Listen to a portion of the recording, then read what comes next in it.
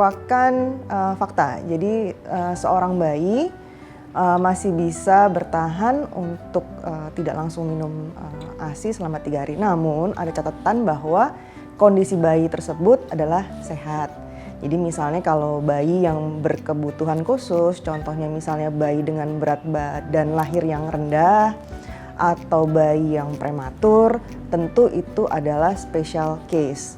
Namun pada bayi-bayi yang baik, sehat, bugar, berat badannya cukup, kita masih bisa menunggu pemberian ASI mungkin beberapa hari.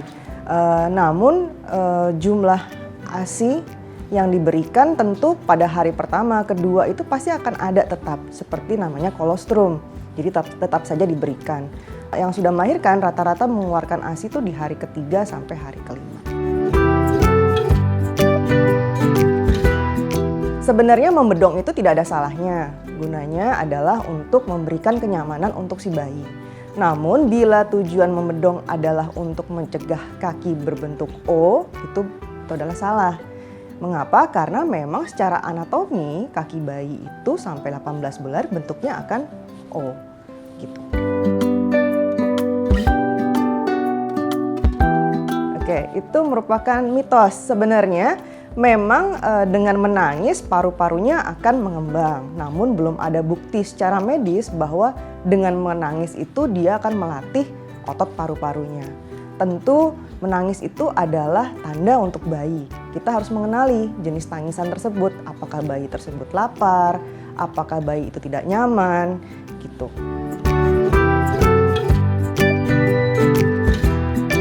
Ya, itu fakta. Jadi seorang bayi ya si kecil itu tidak perlu pergi keluar rumah. Namun bukan menyangkut hal-hal yang terkait dengan mistis ya, namun terkait dengan sistem imun tubuh bayi tersebut yang masih belum sempurna.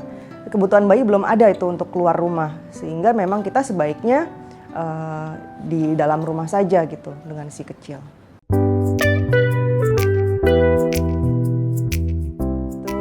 Mitos ya kayaknya ya. Jadi jidat lebar sebenarnya tidak ada hubungannya dengan pintar. Namun yang perlu kita perhatikan adalah sebenarnya lingkar kepala. Ya, lingkar kepala tersebut yang perlu kita ukur setiap bulannya. Baik bayi itu baru lahir kita akan ukur, dan setiap kali kontrol ke dokter anak akan diukur setiap bulan. Itu yang biasanya berhubungan dengan kepintaran, dengan masa otaknya.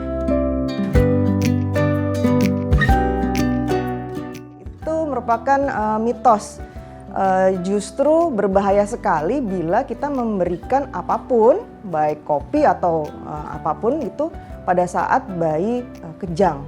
Jadi tidak boleh memasukkan apapun pada saat bayi kejang. Oke, itu merupakan mitos ya. Jadi bayi memang mempunyai waktu sekitar 2-3 jam untuk menyusu. Namun bayi yang baru lahir atau newborns itu kita memberikan ASI-nya memang semaunya dia. Atlet, bayi saat itu ingin minum ya kita berikan. Nah, jaraknya itu apakah sebentar-sebentar atau jaraknya memang kita bisa ukur sejam 2 jam, itu ya tergantung dari bayinya. Jadi tidak ada mengatakan bahwa kalau bayinya minum terus berarti ASI-nya kurang nih, berarti bayinya memang kurang ASI, kita perlu tambahan yang lain. Jadi tidak, jadi perlu kita pantau bukan cuman dari frekuensi menyusunya aja. Yang perlu kita lihat adalah apakah bayi tersebut ada buang air kecilnya, buang air besarnya, jadi pantau itu juga.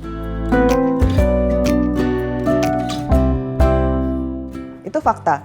Jadi namanya feses yang disebut yang hijau kehitaman itu adalah mekonium. Mekonium itu ada pada bayi-bayi baru lahir sampai usia 2-3 hari. Nanti lama-lama teksturnya akan berubah, warnanya juga akan berubah menjadi kuning kehijauan atau kuning kecoklatan. Ini mitos atau fakta ya, jadi kita nggak bisa bilang itu mitos, nggak bisa bilang itu fakta sebenarnya. Jadi begini, bayi dengan ASI eksklusif memang kita memberikan makannya di usia makanan tambahan ya, di usia 6 bulan. Namun ada beberapa catatan, misalnya bayi tersebut kenaikan berat badannya tidak baik, namun bayi sudah lewat dari 4 bulan atau 5 bulan, itu bisa kita pertimbangkan. Namun saran untuk pemberian makanan tambahan, contohnya tadi yang disebutkan adalah nasi, tentu harus ada pertimbangan medisnya. Dan keputusan tersebut harus keputusan yang berdasarkan data-data. Jadi memang kita harus menimbang berat badan si bayi, kemudian kita juga harus mempertimbangkan kesiapan dari si bayi tersebut untuk makan. Namun secara garis besar pemberian makan itu di atas 6 bulan.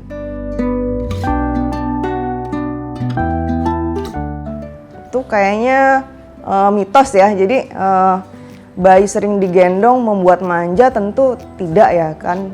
Gendong itu merupakan salah satu bentuk kasih sayang ya, baik orang tua maupun pengasuh kepada si kecil tersebut. Jadi menurut saya itu adalah suatu mitos. Mencukur rambut bayi itu selama ini selalu digabungkan dengan atau diikutkan dalam tradisi. Jadi ada satu kepercayaan atau tradisi itu biasanya bersamaan dengan akikah ya kalau di Islam gitu. Jadi salah satunya adalah kita memotong rambut dan sekalian orang tuanya akan mencukur.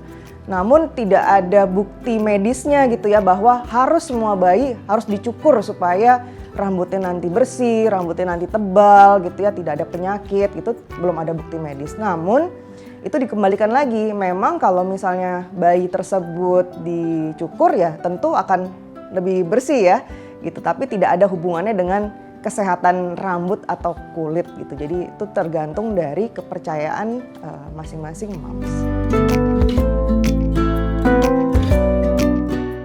Ya, tadi saya sebutkan sebelumnya bahwa memang tidak ada hubungannya sebenarnya.